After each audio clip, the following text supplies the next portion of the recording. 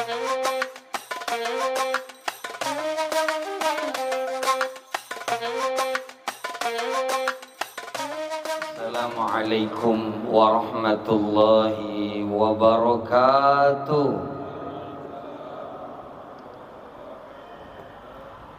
Alhamdulillah, alhamdulillahi wa kafa. Asyhadu an la ilaha illallah wahdahu la syarikalah, alladzi a'lamu ma zahara minna wa ma yakhfa. Wa asyhadu anna Muhammadan abduhu wa rasuluhu nabiyul mustafa. Allahumma salli wa sallim ala sayyidina Muhammadin wa ala alihi wa ashabihi ahli sidqi wal wafa. Amma ba'd, subhanaka la ilma lana illa ma 'allamtana innaka antal alimul hakim. Allahumma 'allimna bima 'allamtana innaka antal alimul hakim. Jamaah maghrib yang dimuliakan oleh Allah Subhanahu wa taala. Alhamdulillah kita masih diberi hidayah dan taufik oleh Allah Subhanahu wa taala sehingga masih mau dan mampu taat kepada Allah Subhanahu wa taala. Mudah-mudahan Allah tetapkan hidayah hingga akhir hayat dengan minimal ucapan syukur alhamdulillahirabbil alamin. Tidak lupa salawat serta salam kita hadiahkan kepada junjungan alam, yakni Nabi besar Muhammad sallallahu alaihi wasallam. Mudah-mudahan syafaat tercurah baik di dunia maupun di akhirat insyaallah, amin Allahumma. Baik jamaah maghrib yang dimuliakan oleh Allah, seperti biasa sebelumnya mari kita bacakan sholawat atau wirid Rajab Sya'ban. Mudah-mudahan Allah sampaikan bulan Ramadan insyaallah, amin Allahumma. Na'udzu billahi minasy syaithanir rajim. Bismillahirrahmanirrahim. Innallaha wa malaikatahu yusholluna 'alan nabi. Ya ayyuhalladzina amanu sallu 'alaihi wa sallimu taslima. Allahumma salli wa sallim wa barik 'alaihi wa 'ala alihi. Allahumma barik lana fi Rajab wa Sya'ban wa ballighna Ramadan wa hasil maqasidana. Allahumma barik lana fi Rajab wa Sya'ban wa ballighna Ramadan wa hasil maqasidana. وبلغنا رمضان وحصل مقاصدنا. وبلغنا رمضان وحصل مقاصدنا.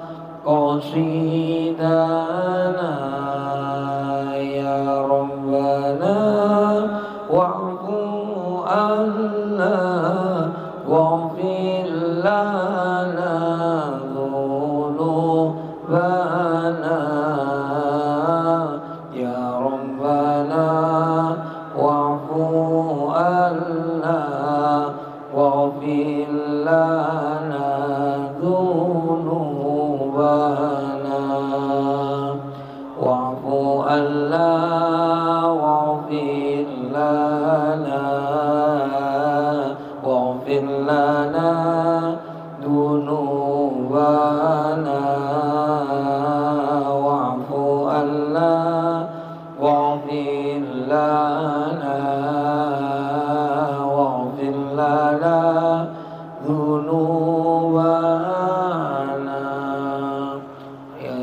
برحمتك يا أرحم الراحمين. Baik, alhamdulillahirrabbilalamin.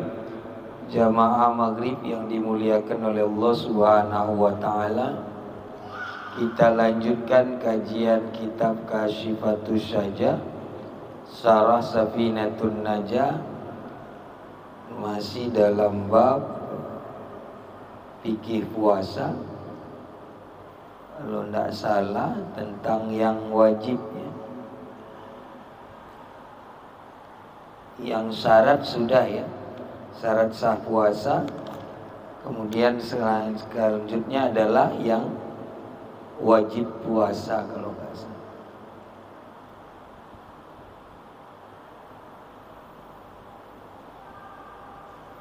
Yang wajib puasa ya. Baik, kita mulai saja dari syarat kembali. Bismillahirrahmanirrahim. Faslun bisuruti wujubis shaum. Surutu wujubihi. Ini tentang satu pasal tentang syarat-syarat wajibnya puasa, yaitu ai shaumu Ramadan khamsatu asya. Ahaduha Islam, yang salah satunya adalah Islam. Ai walau fima madhi fayastamilul murtad li'annahu mukhatabun bil ada'i kal muslim lisabiqil islami. Karena pernah menerima Islam ya, sehingga murtad itu tetap wajib berpuasa tetapi tidak sah puasa. Wasaniha taklif ay bulughu aqil fala yajibu shaum ala sabi wa majnun wa maghma alaihi lisabiq was sukran ammal qada'i fa yajibu ala sukaran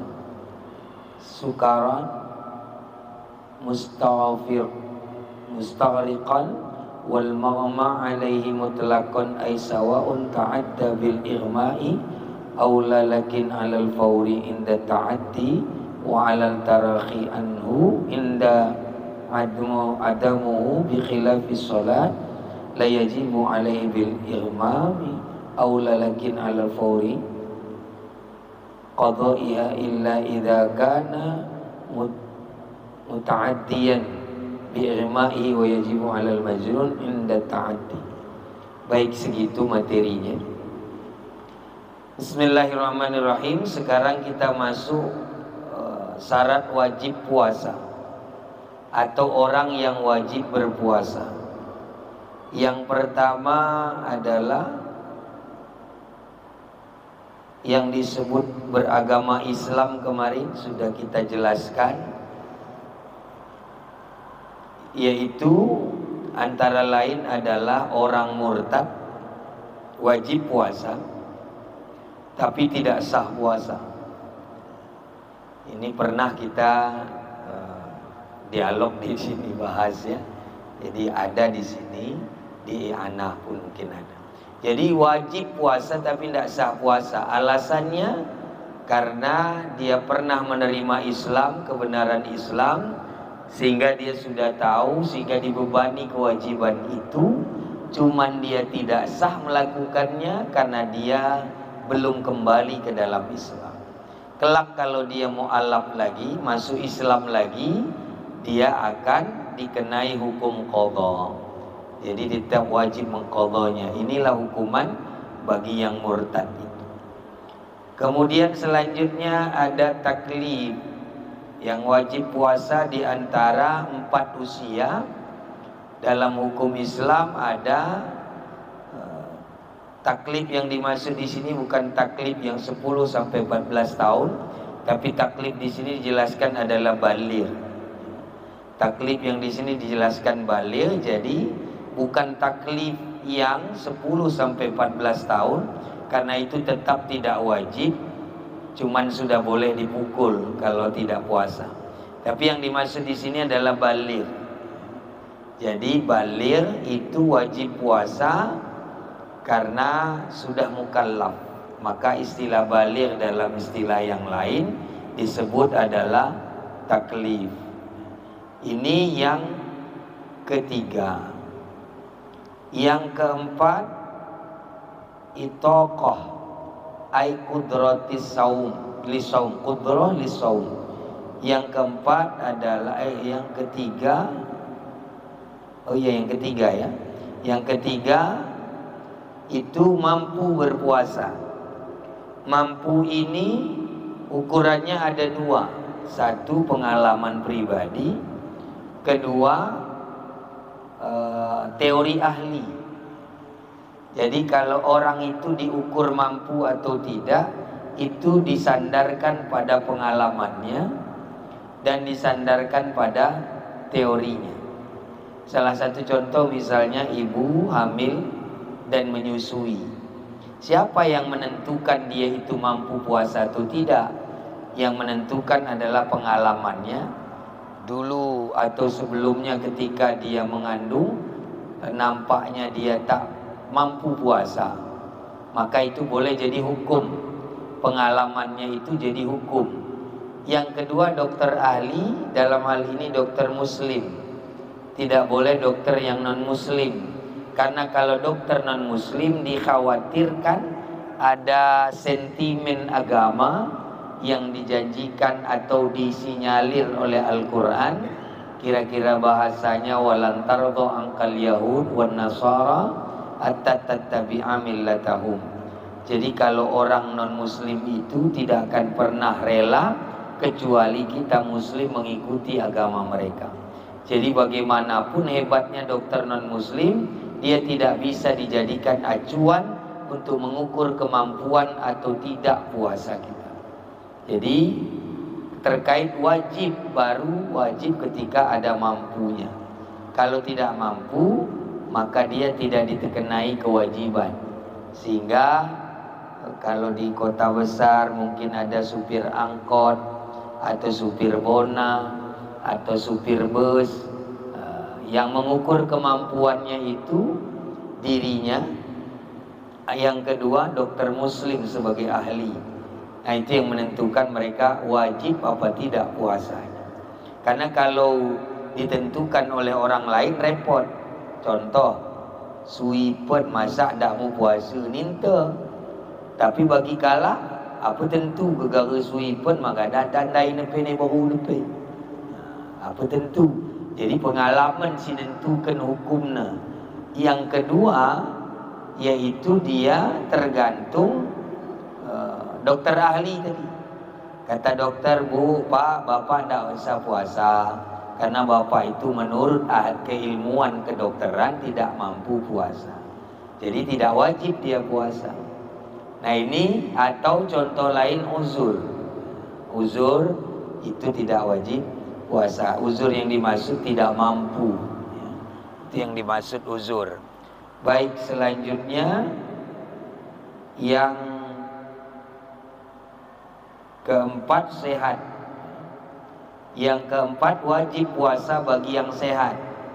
Bagi yang sakit tidak wajib puasa. Maka ini lagi-lagi diulangi yang kedua tadi.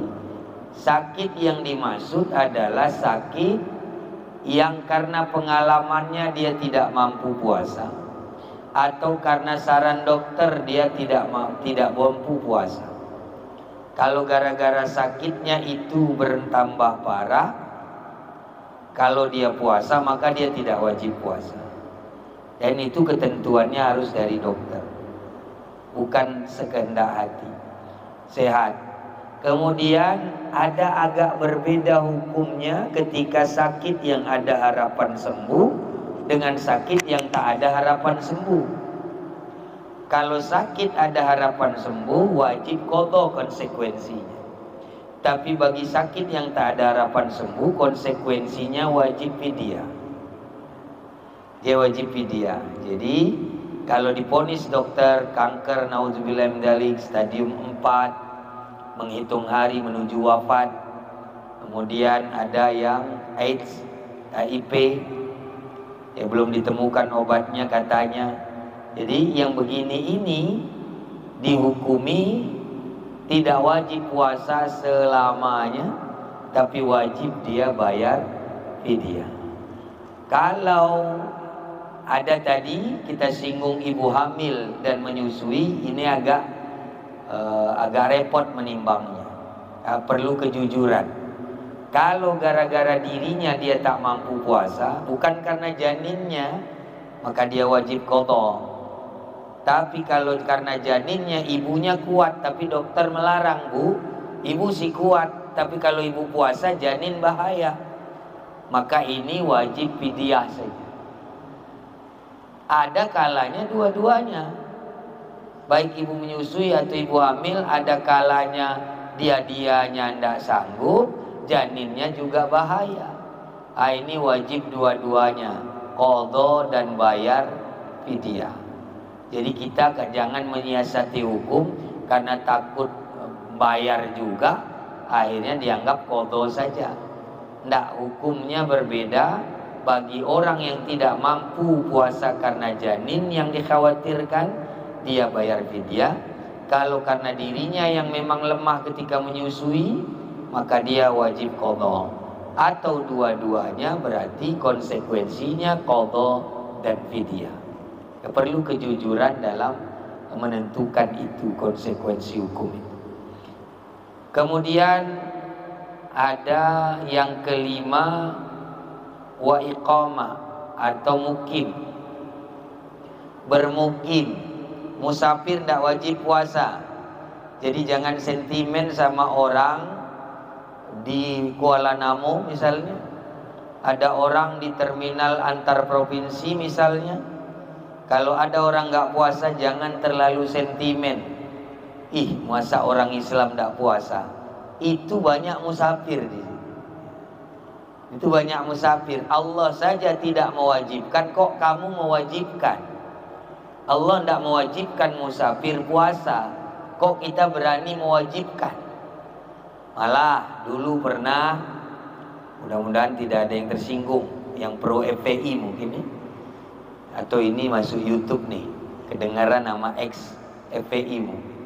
Dulu FPI pernah mengadakan sweeping kedai-kedai, toko-toko atau yang jualan pada saat Ramadan.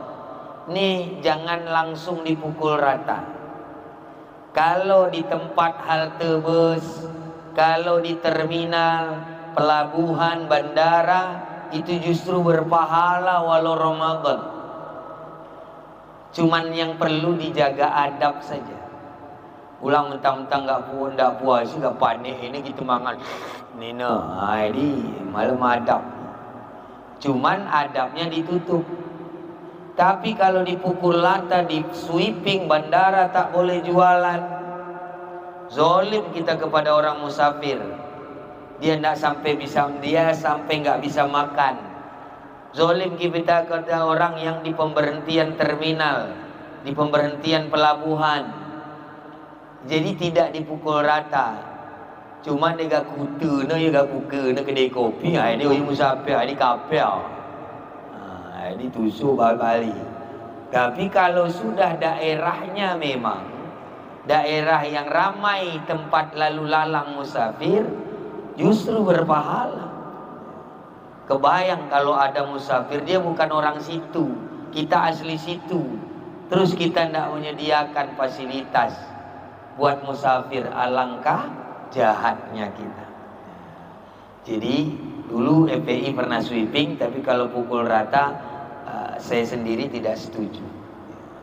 Mungkin nanti dilakukan lagi oleh pemerintah kita juga di Kutacani, sweeping, lihat tempatnya.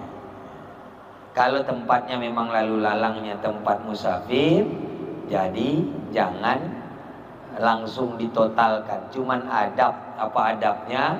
Ditutup pakai tenda atau terpal. Jangan terlalu ditampakkan. Kira-kira begitu. Ini terkait tentang wajib puasa. Musafir bagaimana kondisinya? Fidyah apa? Qadha. Ini tergantung. Kalau kira-kira seperti di Amerika mobil PAN namanya, mobil PAN, tidurnya ya di situ, makannya di situ, ya rumahnya adalah mobilnya, mobilnya adalah rumahnya. Nah, ini selamanya dia musafir, karena dia tidak punya tempat tinggal, tidak punya tempat bermukim. Di mana dia singgah, disitulah rumahnya. Kebetulan rumahnya di mobil itu, di settingnya bagaikan rumah. Nah, yang begini nih seumur hidup tidak wajib puasa. Enak tuh. Jadi kalau mau silakan ikut itu, tidak boleh berhenti sekalipun, keliling terus seumur hidup. Atau ibu hamil dan menyusui. Ibu hamil kalau dia sampai wafat hamil terus, menyusui terus, habis hamil menyusui sampai wafat, akan tidak wajib qadha, tidak wajib puasa. Dia tidak wajib puasa. Nah, ini. Atau tadi ada kalimat tidak mampu. Seumur hidup dia memang bekerja jadi kuli bangunan, tidak ada prenya, tidak ada liburnya. Jadi seumur hidup sampai wafat. Begitu dia wafat, tidak wajib apa-apa. Dia tidak wajib qadha karena tidak ada liburnya. Dia tidak wajib fidyah karena dia masih kuat, cuma tidak ada liburnya aja. Nah, ini kalimat mampu tuh. Jadi konsekuensinya berbeda-beda, sekalipun sama-sama tidak wajib puasa. Konsekuensinya atau kafaratnya berbeda-beda. Ini terkait tentang 5 yang wajib berpuasa. Selain yang 5 ini, tentu saja lawannya tidak wajib puasa. Islam berarti lawannya kafir. Kafir tidak wajib puasa. Kemudian tadi ada mampu, yang tidak mampu tidak wajib puasa. Kemudian ada tadi orang baligh, ya, yang tidak wajib puasa, yang tidak baligh. Hanya baligh yang wajib puasa. Dari 4 usia dalam Islam, sobi, tamyiz, taklif tidak wajib puasa. 1 saja yang wajib, baligh. Itu pun ada batas waktunya. Baligh wajib puasa sampai uzur. Setelah uzur kembali hukumnya menjadi sobi, tidak wajib puasa, tetapi konsekuensinya berbeda dengan sobi. Kalau sobi tak wajib puasa dan tak wajib fidyah. Tapi kalau orang uzur, dia wajib bayar fidyah tapi sudah tidak wajib puasa. Nah, itu uzur, atau bahasa kita ojor. Nah, orang ojor sudah tidak wajib puasa, cuman wajib fidyah. Sampai wafat dia cuman wajib fidyah. Kemudian ada tadi sehat, berarti lawannya sakit. Sakit tidak wajib puasa. Kemudian mukim, musafir tak wajib puasa. Saya jelaskan sedikit musafirnya supaya agak jangan mengentengkan musafir tadi. Musafir itu satu syaratnya 80 kilometeran. 80-an kilometer. Syarat kedua, dia tidak sempat sahur di rumah atau di wilayah yang dia tidak dianggap musafir. Di batas kecamatannya dia tidak sempat makan sahur, lalu berangkat, maka dia baru boleh tidak puasa, baru tidak wajib puasa. Tapi kalau sempat makan sahur baru berangkat ke Medan, maka wajib puasa. Ini perlu penjelasan. Jangan dientengkan musafir. Saya kan mau musafir, tidak usah puasa. Lihat dulu kau berangkat jam berapa. Kalau kau berangkat habis sahur, wajib puasa, tidak boleh tidak. Kalau kau berangkat habis tarawih, mau beli baju lebaran ke Medan, baru tidak wajib puasa. Nah, jadi kalau mau tidak wajib puasa, berangkatlah habis tarawih, atau minimal jangan sampai sahur. Kalau sahur dia berangkatnya habis makan sahur, wajib puasa, tidak boleh dibatal. Walau dia musafir. Satu, udah berapa tadi? Yang selanjutnya baru dihitung dia musafir setelah lewat dari kecamatan. Dulu bahasanya negeri. Kalau sekarang namanya kecamatan di kita. Kalau di kota paling kelurahan. Karena antara kecamatan di daerah kita ini dengan kelurahan di kota besar sama luasnya. Jadi kalau kita dibilang desa, mereka RW. Luasnya itu sama. Jadi bisa dikonversi negeri zaman dulu pikir klasik, tapi kelurahan zaman modern di kota besar, kecamatan di daerah yang seperti kita kabupaten, bukan kota madya. Kira-kira itu batasnya, baru dia dihitung musafir. Berlakulah hukum musafir selama dia melewati kecamatan di kita. Kemudian terkait musafir, musafir itu tidak wajib puasa selama 3 hari, maksimal 15 hari, jika tidak diketahui musafirnya berapa lama. Tapi jika diketahui musafirnya selama yang ditentukan, maka selama itu dia tidak wajib puasa. Misal dia pegawai negeri atau pegawai bupati, diutus oleh bupati untuk tugas 2 minggu. 2 minggu itu dia musafir. Selama 2 minggu itu dia tidak wajib puasa. Kalau sudah ditentukan. Atau ada TNI, Polri ditugaskan di luar negeri, Libanon misalnya, bertahun-tahun ditugaskan, ditentukan tugasnya. Kau tugas dinas keluar kota, keluar negeri 2 tahun, 3 tahun, 4 tahun. Selama itu dia musafir. Karena jelas. Kalau tidak jelas, contoh, kata presiden tolong temukan, atau bupati lah. Dulu saya ingat ada yang jatuhnya pesawat di Bahorok ya. Bahorok. Tolong temukan mayit Basarnas misalnya. Tolong temukan korban yang ada di Bahorok. Selama tidak ditemukan kan tidak ada ukurannya. Nah kalau tidak ada ukurannya ini minimal 3 hari, maksimal 15 hari musafir itu. Jadi tidak bisa selamanya sampai tidak ketemu, atau black box yang jatuhnya pesawat di kelautan, di daerah laut. Disuruh nyari black box pesawat itu, rekaman yang di tengah dasar laut. Ada yang ketemu 2 minggu, ada yang nggak ketemu.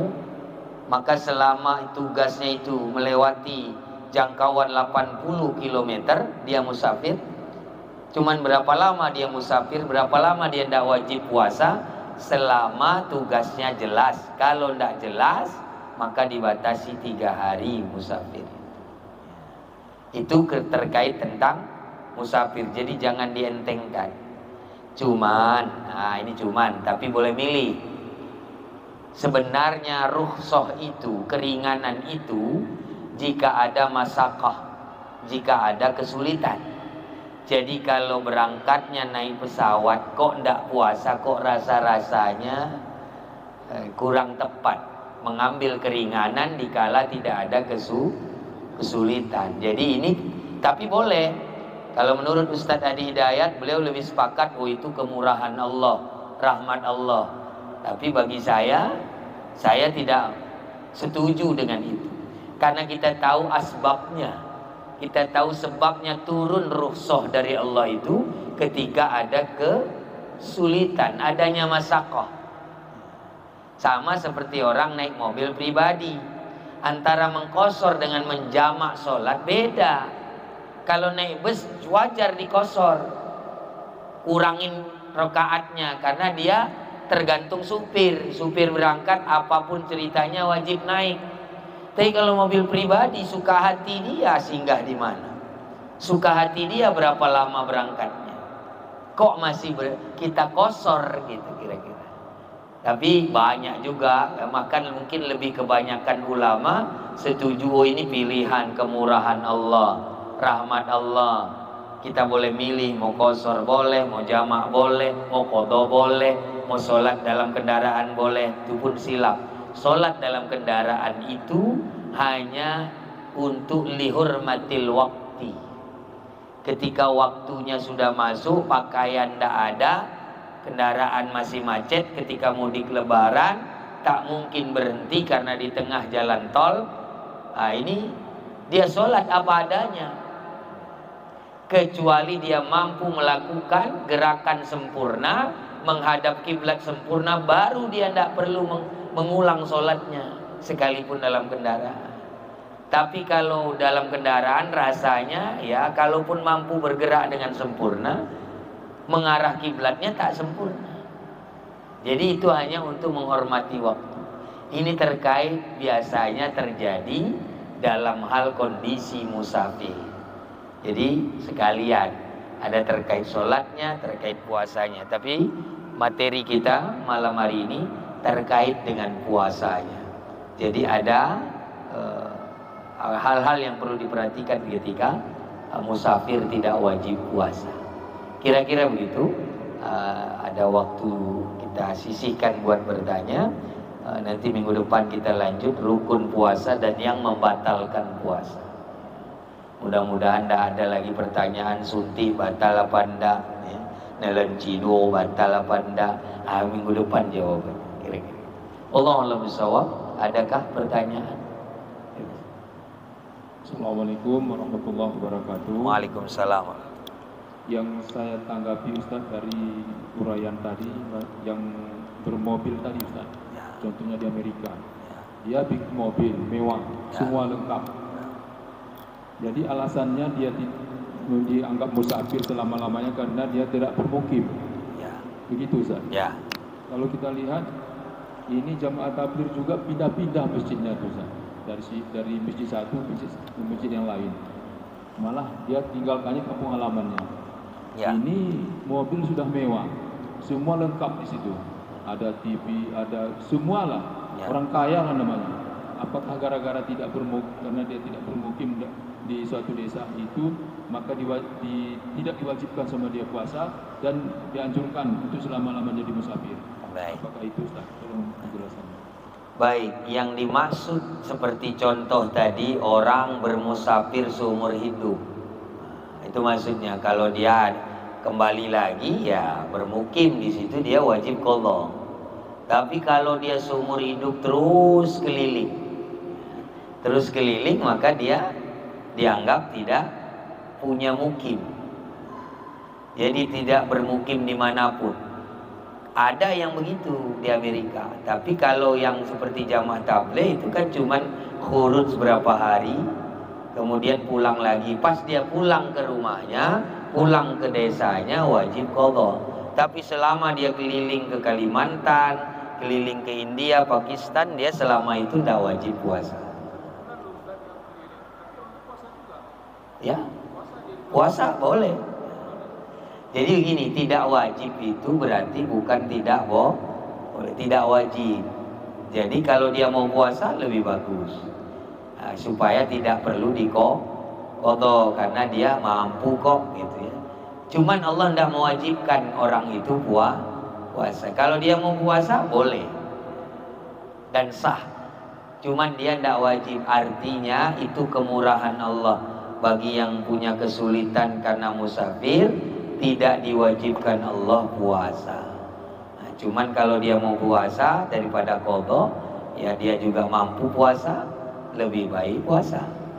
Jadi melepas hak itu boleh, melepas kewajiban itu tidak boleh. Allah tidak mewajibkan dia puasa, tapi dia mau puasa. Alhamdulillah, daripada qadha. Sebenarnya qadha tak pernah menggantikan Ramadan, hanya hukumnya aja. Bagaimana mungkin suasananya, bulannya, waktunya berbeda, hanya hukumnya saja yang bisa diganti. Tapi qadhanya puasa Ramadan tak tergantikan dengan bulan dan hari yang lain. Jadi itu boleh jadi motivasi ketika musafir. Kalau kuat jangan manja, mending puasa walaupun tidak wajib. Kira-kira begitu. Allah.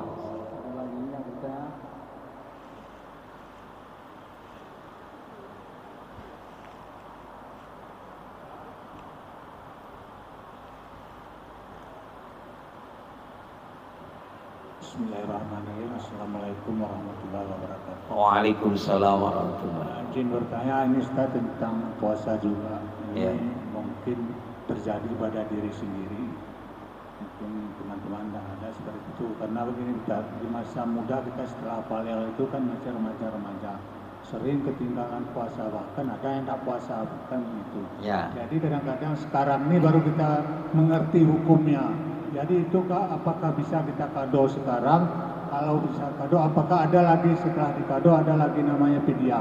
Tolong penjelasan Ustaz. Karena ada sebagian katanya kalau sudah waktunya habis, umpamanya tahun ini ada Ramadan, kita ada Ramadan, harus dikado pada bulan ini, udah tahun ini. Jadi kalau lewat tahun ini harus bisa dikado tapi tambah lagi dengan fidyah katanya Ustaz. Baik. Mohon penjelasan Ustaz. Terima kasih. Ya, baik. Tetap wajib qadha dan wajib fidyah.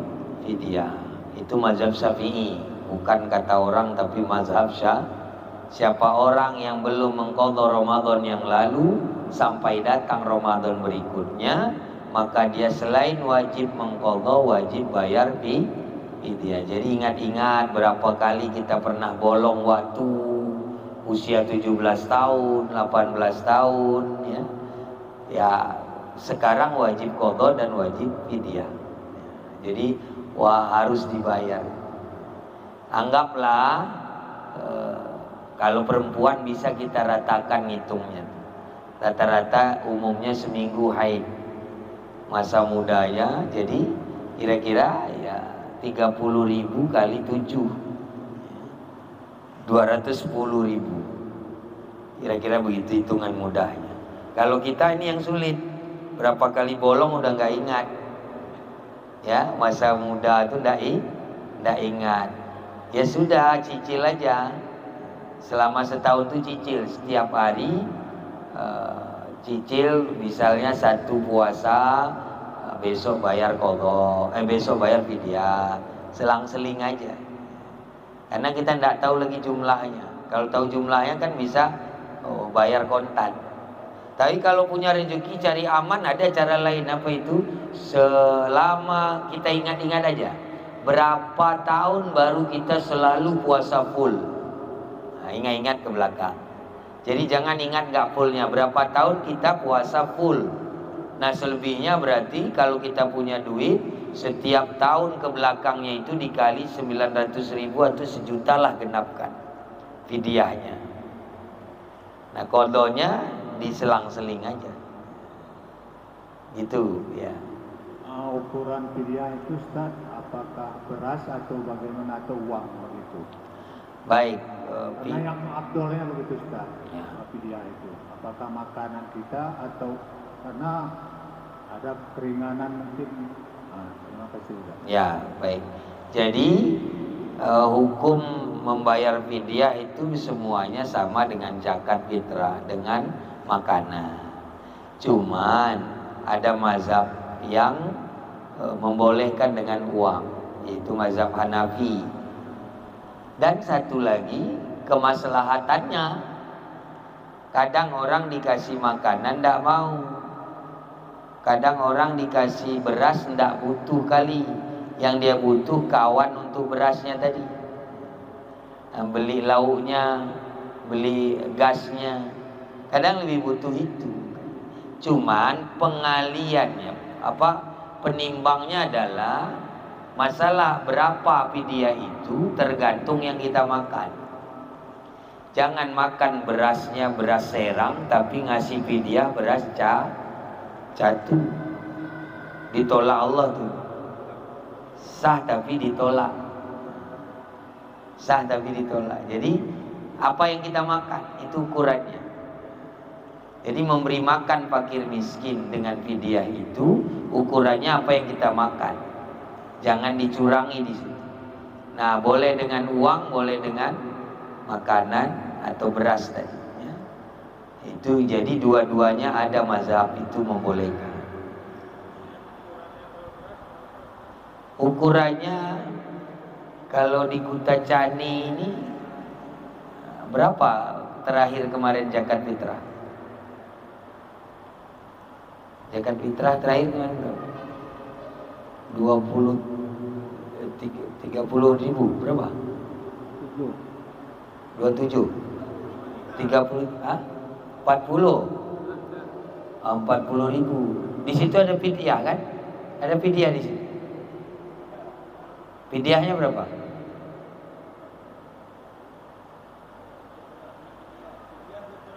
$28.000. Jadi ukurannya berbeda-beda tiap daerah. Karena dia dilihat dari, kalau bahasa fikihnya, kelayakan hidup daerah itu. Jadi kelayakan hidup di Batam dengan kelayakan hidup di Papua jauh berbeda. Kalau di Batam agak mirip sama kita. Kalau Papua, kalau nggak salah ya, bensin aja 1 liter 60.000. Jadi itu nggak bisa diratakan fidyahnya. Kira-kira begitu menentukan fidyahnya. Dia ada ketentuan kelayakan hidup dari pemerintah atau dari kalau dulu nggak ada bahasa pemerintah mengumumkan gitu ya, tinggal dilihat kampung kita aja. Kampung kita aja biasanya rata-rata sekali makan berapa. Itu cara ngitung. Fakir miskin, ini memang banyak permasalahan, pertanyaan. Yatim boleh nggak Pak Ustadz? Nggak ada urusan yatim. Zakat pun nggak ada urusan ya yatim. Karena yatim itu memang identik dengan miskin, tapi dia belum tentu miskin. Ada orang yatim tapi kaya, maka dia tidak boleh dikasih. Jadi lagi-lagi berarti bukan karena yatimnya, tapi karena miskinnya. Jadi mulai sekarang coret kalimat zakat untuk yatim, coret kalimat fidyah untuk yatim, coret kalimat sedekah untuk yatim. Karena yang dimaksud adalah yatim yang miskin. Berarti sudah ambil aja miskinnya. Fakir miskin. Yatim kaya tetap aja tidak bisa. Sebaliknya ada orang tidak yatim tapi miskin, ya itu yang layak. Nah, jadi begitu kira-kira menentukan yang berhaknya. Wallahu a'lam bishawab. Berapa menit lagi?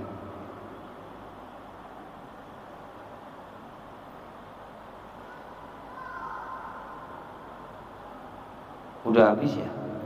Udah habis ya? Baik, udah habis ya? Baik, kita cukupkan dulu. Sementara kita lanjutkan minggu depan dengan rukun puasa dan yang membatalkan puasa. Mudah-mudahan ada waktunya, ada kesempatannya, sehat, selamat, sempat, moga-moga jadi taat insyaallah. Mohon maaf atas segala kekurangan. Adanallahu wa iyyakum ajma'in. Wallahu muwaffiq ila aqwamit thoriq. Wallahu musta'an ila sabilir rahman. Wassalamualaikum warahmatullahi wabarakatuh.